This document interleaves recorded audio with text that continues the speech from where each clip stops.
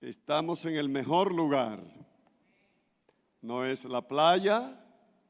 ¿Cuántos dicen amén? Aunque ustedes hayan ido a la playa en esta semana, no hay nada de malo en eso. No es el restaurante. ¿Cuál es el que le gusta de Santiago? ¿La Casa del Sol? ¿La Puerta del Sol? ¿Algo así? El mejor lugar, hermanos, es la presencia del Señor. De estar en la presencia del Señor. Aunque no sea un lugar tan bonito como este, ¿verdad que sí? ¿Cuántos dicen amén? Aunque no sea uno como este, la casa de Dios siempre es el mejor lugar porque es el lugar de la presencia de nuestro Dios. Y en este día los cristianos nos reunimos en el mundo entero para celebrar la resurrección de Jesucristo. Que Cristo resucitó. Nuestro Señor resucitó, como cantaban nuestras hermanas en este momento o hace algún momento. Hay un capítulo en 1 Corintios 15 que yo quisiera ver en el día de hoy. Sé que es un capítulo largo. Y ya ustedes pueden pensar que voy a predicar largo. ¿Quién está pensando en eso? Que voy a predicar largo. Amén. Qué bueno. No se han equivocado. Así es que un capítulo tan largo como ese. Yo quiero leer ese capítulo y quiero comentar de ese capítulo algunas ideas y algunas palabras, algunos textos. Si los comento todos, no nos vamos en el día de hoy, pero voy a comentar algunos pasajes. Aleluya. Y el tema que quiero que pensemos es el siguiente: oh, bendita resurrección. Bendita resurrección. Y ya más adelante veremos por qué pensamos así. ¿Y por qué podemos llamar a la resurrección como una gran bendición para nuestra vida? Padre, gracias en esta mañana aún por este momento. Gracias que nos has dado tu palabra. En tu palabra tenemos vida. Y ellas son las que trazan nuestro camino, el camino que tú trazaste para nosotros y nos indica cómo caminarlo a través de la palabra. Danos amor a tu palabra, dedicación para leerla cada día y tenerla en cuenta en nuestro estilo de vida. Muchas gracias. En el nombre de Jesús. Amén. Voy a leer en primer lugar del 1 al 8 lo que es la declaración más contundente del Evangelio. Os declaro, hermanos, el Evangelio que os he predicado, el cual también recibisteis, en el cual también perseveráis, por el cual asimismo, si retenéis la palabra que os he predicado, sois salvos, si no creísteis en vano.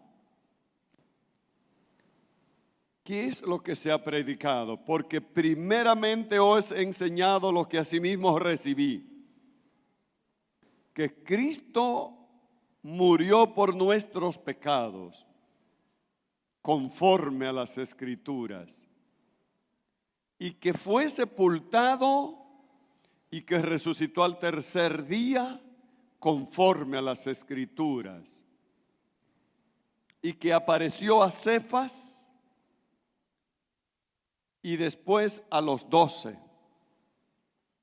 Después apareció a más de 500 hermanos juntos a la vez, de los cuales muchos viven aún, No es que están vivos ahora, sino que vivían en el momento que Pablo escribe a nuestros hermanos de Corintios, pero otros ya murieron. Después apareció a Jacobo, después a todos los apóstoles y al último de todos, como a un abortivo, me apareció a mí. Amén. Y al último de todos, como a un abortivo, me apareció a mí. ¿Puedes decir eso, hermano? ¿Cristo te apareció a ti? ¿Cristo se apareció en tu corazón? ¿Cristo apareció en tu vida? ¿Para cuánto es una aparición real? Y si no ha aparecido, entonces, como dice Pablo, es en vano.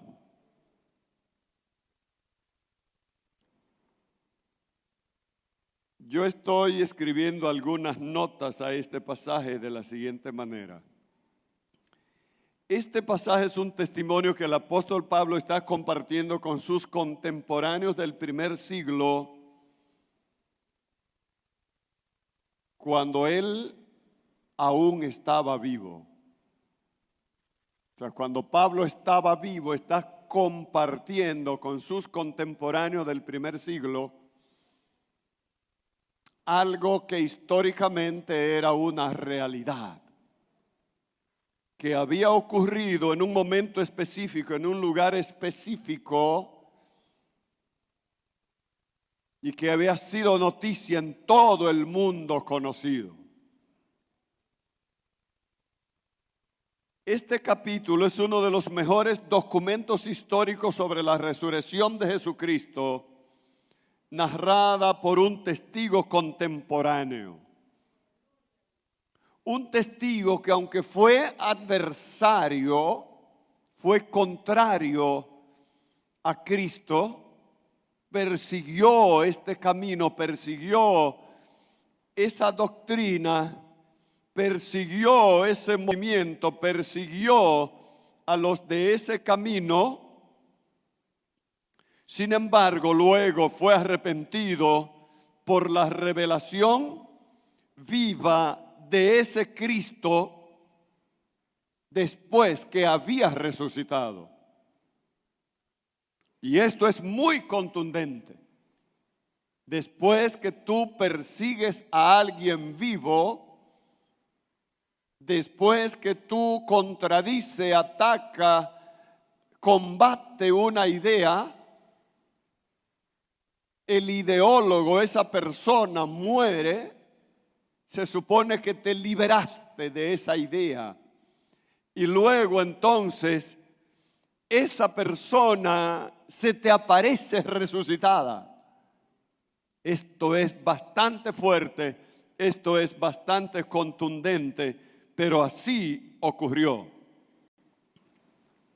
La primera parte del capítulo es testimonial, es decir, comparte el testimonio de lo que pasó en él. Luego entra en unos argumentos doctrinales muy contundentes, proféticos y esperanzadores para la fe cristiana. Primera de Corintios capítulo 15 es un documento histórico que todos tenemos que conocer, que todos tenemos que leer, que todos tenemos que vivir ocasionalmente. No solo una historia que nos contaron, no solo leerlo un día, no solo escuchar sobre él un día, sino ocasionalmente volver a él. Especialmente si en algún momento tu fe se debilita, vuelve a Primera de Corintios capítulo 15. Si en algún momento alguien socava, ataca tu fe, la universidad, los teóricos de las universidades que quieren exhibir como que son los más sabios del universo cuando están frente a jóvenes, se la lucen. A veces los incrédulos se la lucen cuando están frente a muchachos que no han leído 500 libros. Y entonces ellos parecen lo más sabio de Grecia. Si en algún momento tu fe ha sido socavada por alguna de esas ideas macabras, Primera Corintios es una buena dosis de medicina espiritual, de medicina de convicción, de medicina apologética, como alguien creo que me escribía sobre eso. Primera de Corintios. La doctrina, la enseñanza, el documento histórico de la resurrección. Es todo un documento filosófico sobre la muerte, pero también sobre la resurrección, la vida del más allá, que en el tiempo de Jesús era un tema muy debatido en las escuelas del momento, porque todos los filósofos o casi todos los filósofos creían en la vida del más allá de la muerte. Casi todos los filósofos creían en la existencia del alma, que aparte del cuerpo existe el alma. Y casi todos tenían el alma como un elemento inmaterial, ligada o conectada al espíritu. Y entonces para la filosofía dominante eso era como decir algo divino. Porque la idea, el concepto es que todo lo que no era material, si no es material, pues es inmortal. Y si es inmortal, pues es divino. Aunque tuvieran cualesquiera ideas, podían entonces hablar de los dioses. Aunque no hablaran de Jehová, el Dios creador del universo, pero hablaban de las divinidades, de los dioses. En fin, amados hermanos, no era nuevo, pero en medio de ese escenario es que entonces el apóstol Pablo comienza a escribir sobre un documento tan contundente como este, la vida más allá. Pero el concepto de Pablo de la vida más allá está conectado a Cristo. Y por eso entonces escribe sobre la resurrección. Yo quiero hacer 3 preguntas en esta mañana que la estimo muy importantes. ¿Qué sería de la vida sin la resurrección? ¿Cuánto han pensado que algún día se van a morir de los que están aquí? ¿Cuánto han pensado que algún día se van a morir de los que están aquí? Levanten la mano.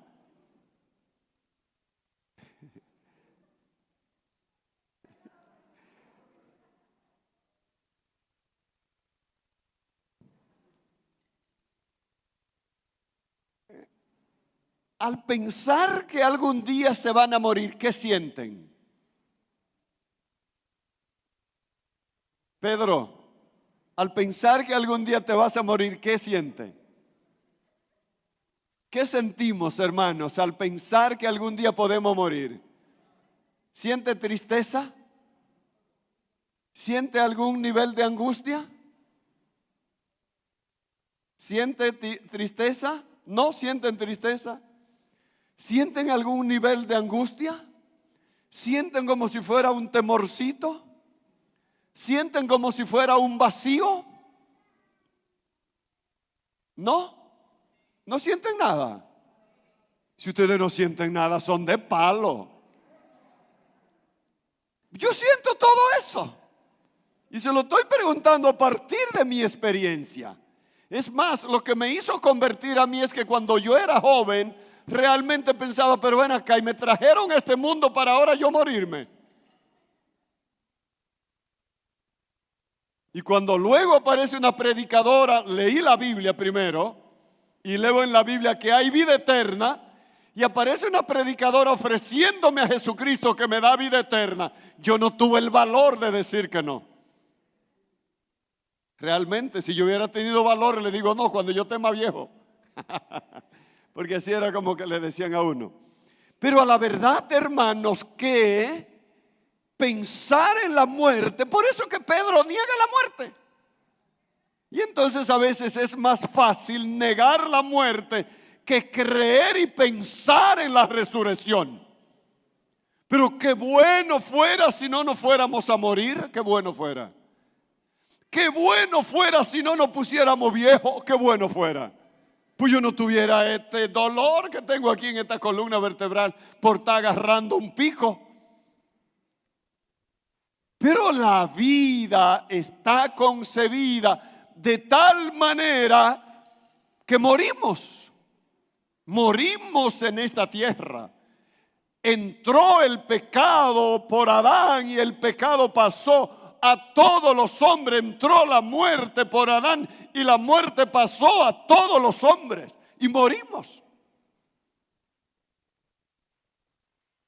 Y yo confieso ese pecado. A mí me asusta la muerte. Como dice Nicolás, ¿cuánto han visto a Nicolás? Varón, yo no le tengo miedo a la muerte, pero la respeto. Y así es, hermano. Decir que a la hora de pensar en la muerte nos quedamos como si nada, no, hermano, no es verdad. No, pero desde que nos da un dolorcito, ay, hermano, venga, ore por mí, ay, venga, ora. ¿Por qué? Bueno, no queremos morir. Pues si tú te quisieras morir, ay, no, venga a orar por mí o no. Si no le tuviéramos respeto a la muerte, como dice Nicolás, no pidiéramos que nadie ore por nosotros, ¿verdad, sierva? Pero siempre la muerte nos aterroriza. Pensar en la muerte y pensar que nosotros podemos morir, de alguna manera se sienten por aquí algunos sentimientos que no son agradables. Pero hay buena noticia. Amén. Que hay vida después de la muerte. Y saber que hay vida después de la muerte, y óigalo bien, vida sin arruga, vida sin dolor. Óigalo bien, Pedro, ahí será una maravilla. Vida sin edad, vida sin vejez, vida sin hambre. Yo no sé cómo va a ser.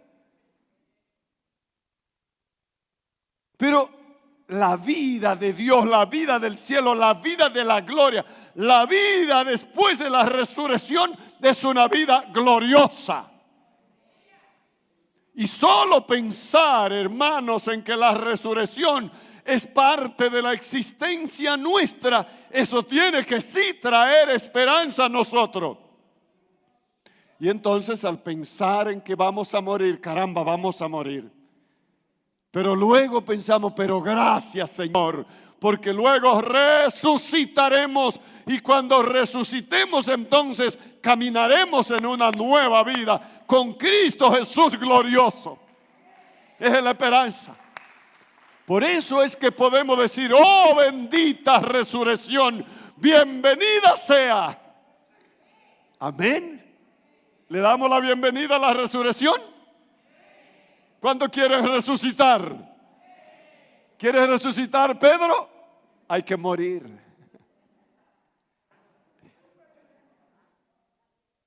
Así es. Aleluya. Qué bueno es el Señor. Déjeme leer en los minutitos que me quedan, déjeme leer algunas notas más para ya concluir en esta mañana con el momento de Santa Cena. ¿Qué le parece?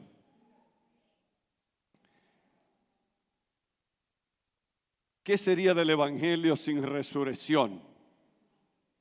¿Cuál sería la esperanza de los cristianos sin la resurrección?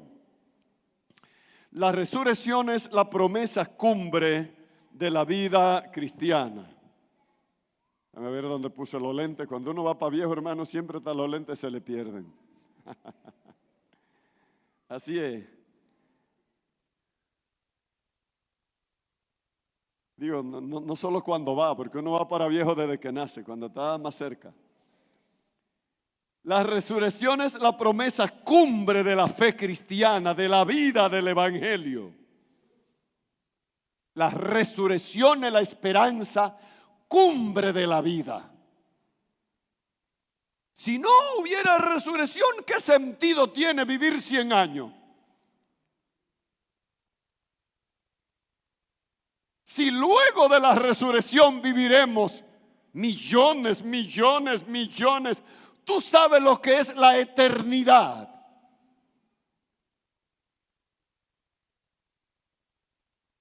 Que no hay muerte.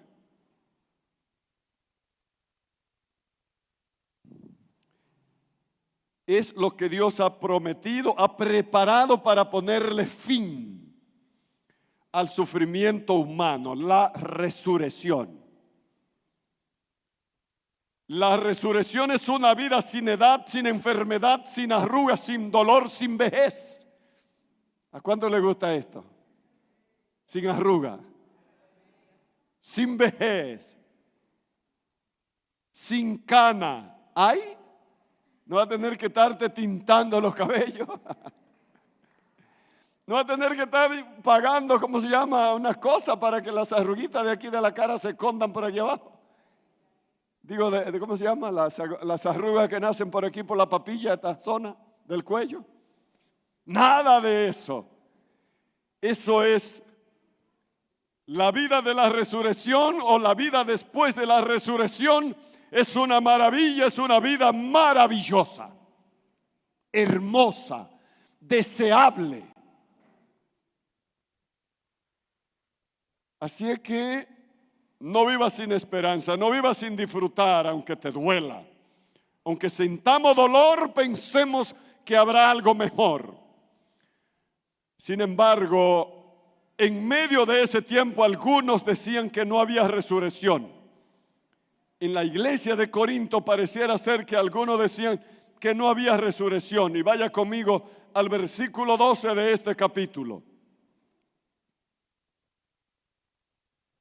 Pero si se predica de Cristo que resucitó de los muertos, ¿cómo dicen algunos entre vosotros que no hay resurrección de muertos?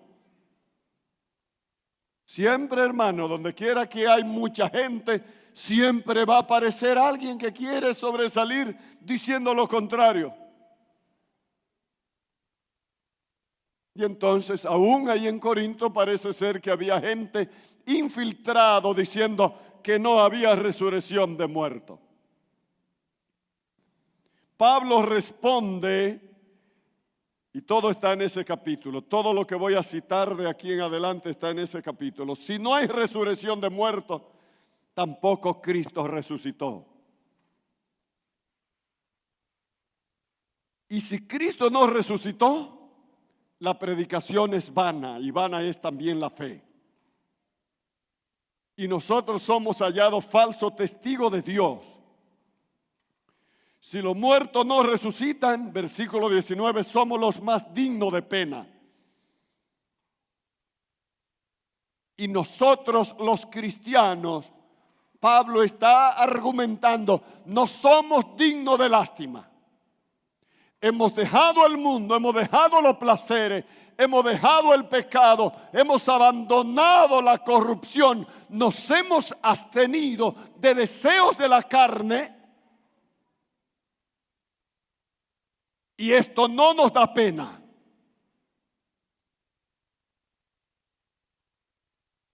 Esto es sabiduría. Esto es buena elección. Por lo tanto, si hemos hecho eso, es porque tiene valor. Y tiene valor porque Cristo resucitó. Y si Cristo resucitó, nosotros también resucitaremos.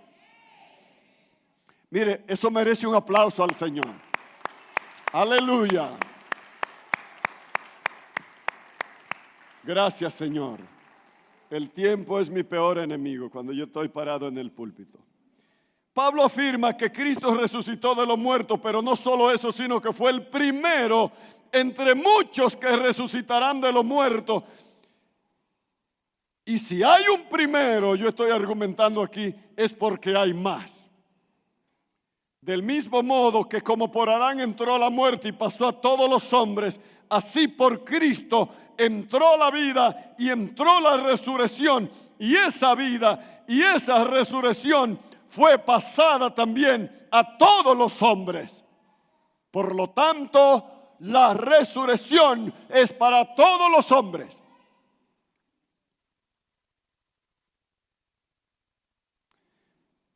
Versículo 23 en adelante, Pablo establece un orden escatológico. Primero Cristo como primicia, luego los que son de Cristo en su venida, luego el fin, cuando entregue el reino al Padre, luego entonces la eternidad. Hay un orden escatológico de las cosas y ese capítulo se refiere a él también.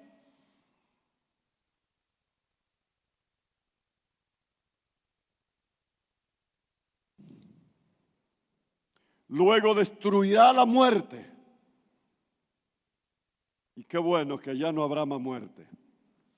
Pablo llega al punto de concluir que si la resurrección no es una realidad, no vale la pena ser cristiano, sino que lo mejor es entregarse al desenfreno de la vida, porque al fin lo único que nos espera es la muerte. A partir del versículo 35, Pablo entonces pasa a responder una pregunta muy importante que nos debemos hacer nosotros y que regularmente nos hacemos: ¿cómo es la resurrección de los muertos? ¿O cómo resucitarán los muertos? ¿Cómo resucitaremos? ¿Con dolor así como yo estoy ahora en mi columna vertebral? ¿Yo voy a resucitar con estas canas? ¿Yo voy a resucitar todo de guañangao, todo doblado? ¿O voy a resucitar jovencito, derechito, duro, fuerte, buen mozo, verdad? Que así que todo el mundo quiere resucitar. Pablo pasa a responder a partir de ese versículo esas inquietudes que son normales para todos. Es decir, ¿con qué cuerpo vendrán los resucitados? A partir del versículo 36 al 50, entonces, hallamos respuestas. La respuesta de Pablo a esta interrogante la da haciendo comparaciones o similitudes. Número 1, compara nuestro cuerpo con una semilla que se siembra. Versículo 35 al 38 dice que Dios es que le da el cuerpo a la semilla. La semilla se pudre, se destruye. Pero de esa destrucción hay dentro un germen, una esencia que es lo que le da el valor a esa semilla. De lo contrario, esa semilla no tuviera ningún valor. Y entonces él dice, de ese germen viene un nuevo cuerpo, nace un nuevo cuerpo. Entonces cada uno de nosotros tiene una esencia de vida, tiene alma, tiene espíritu vivificada por la presencia de Dios. Y entonces Él está diciendo que de esa alma, de ese espíritu de cada uno de nosotros que fue sembrado en la tierra con nuestro cuerpo, entonces Dios va a traer un cuerpo glorificado, un cuerpo espiritual que es con el que resucitaremos. Aleluya.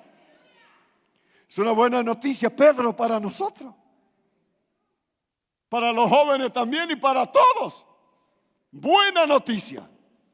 No vamos a resucitar con el mismo cuerpo, del mismo modo que el grano de habichuela no nace, no se forma una nueva mata así con granito. El tiempo se me acabó. Aleluya.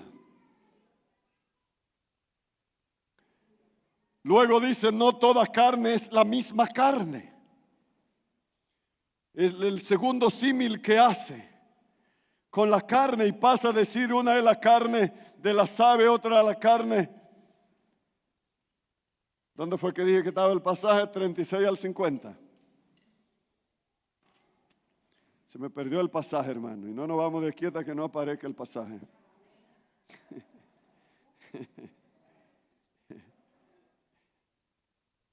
Y aquí todos somos cristianos, ¿verdad? Versículo 39, no toda carne es la misma carne, sino que una es la carne de los hombres, otra la carne de las bestias, otra la carne de los peces, otra la carne de las aves. Y entonces luego da otro símil, hay cuerpos celestiales y cuerpos terrenales. Y al hacer esa comparación, entonces claramente está diciéndonos a nosotros que resucitaremos con cuerpos celestiales. ¿Puede decir amén a eso? Resucitaremos con cuerpos celestiales, cuerpos gloriosos. Aleluya.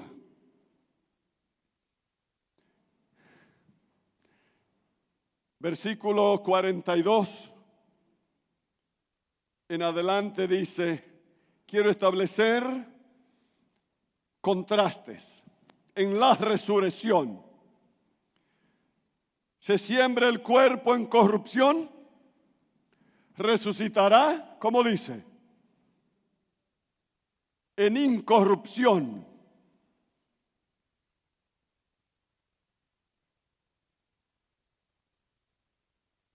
Se siembra en deshonra, resucitará en honra o en gloria. Se siembra en debilidad, resucitará en poder. Se siembra cuerpo animal, que es este que se destruye, resucitará cuerpo espiritual. Se siembra el primer Adán, afectado por el pecado, resucitará el postrer Adán, que es Cristo, sin ninguna conexión con el pecado. Se siembra alma viviente, resucitará espíritu vivificante. Se siembra hombre animal, resucitará hombre espiritual. Y sigue diciendo, el primer hombre es terrenal. Este cuerpo, este primer cuerpo es terrenal. Pero mi cuerpo luego, el que está dentro, que fue vivificado en Cristo, entonces dice que es celestial. Porque Cristo, que vino del cielo, a diferencia de Adán, que fue tomado de la tierra, Cristo entró en nosotros, vivificó nuestro espíritu y entonces pasamos a ser cuerpos celestiales que se manifestará, se expresará en toda su manifestación el día de la resurrección. Oh, bendita resurrección. Gracias por ella, porque si no me quedara viejo para siempre. Si no me quedara enfermo para siempre. Aleluya. Gloria al Señor. Trajimos la imagen del terrenal. En la resurrección traeremos la imagen del celestial. Y concluye versículos 50 al 54 diciendo, la carne y la sangre no pueden heredar el reino de Dios, ni la corrupción puede heredar la incorrupción.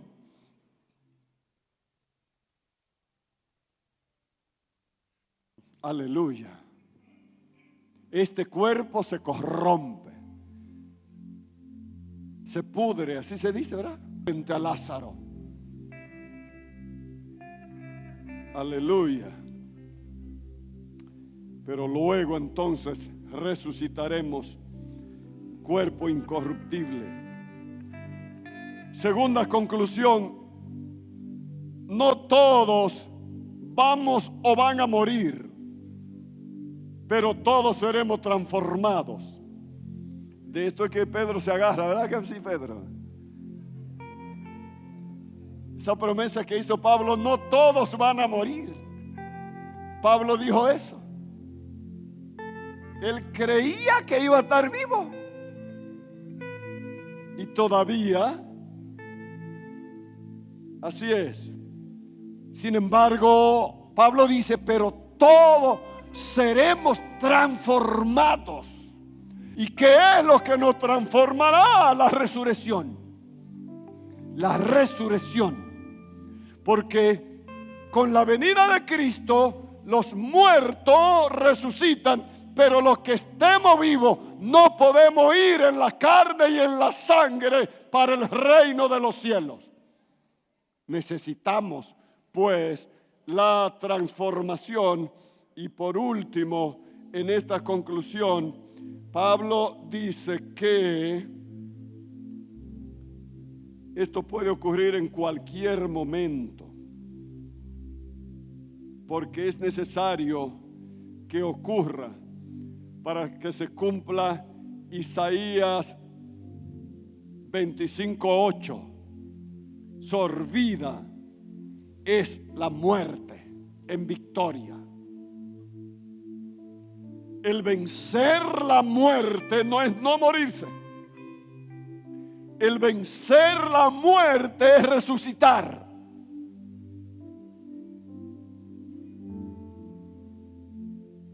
Por lo tanto, como cristianos no podemos tener temor a la muerte, pero sí respeto, ¿verdad que sí?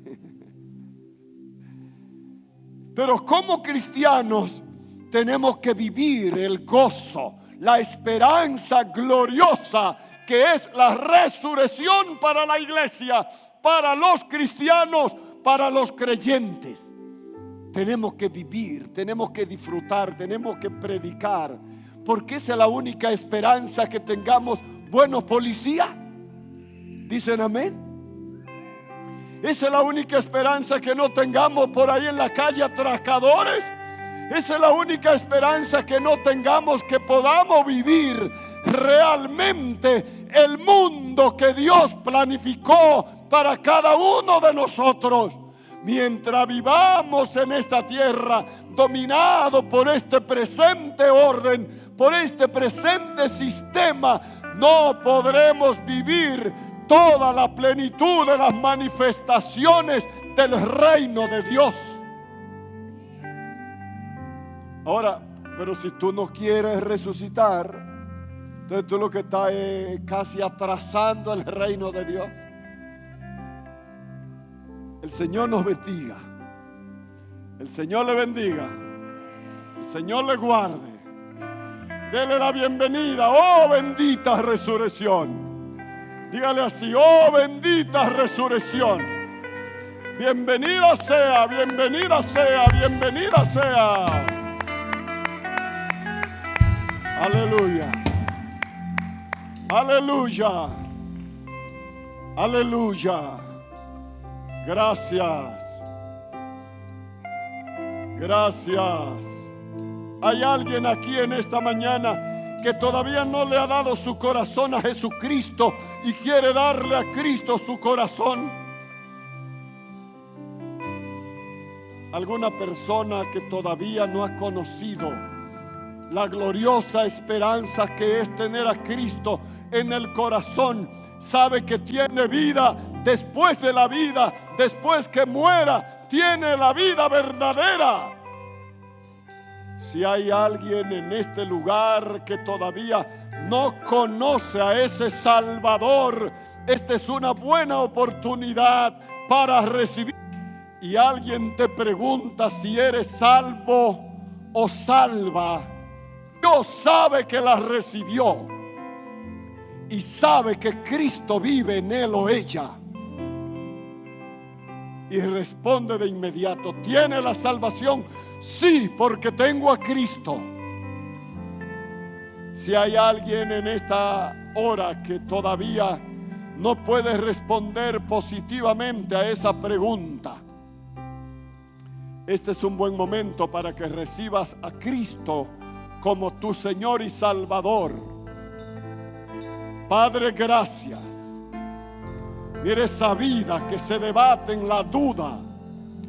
Reprendo la duda, reprendo toda atadura espiritual. Suelta duda esa vida para que se pueda convertir y encontrar la salvación de su vida. Padre, gracias.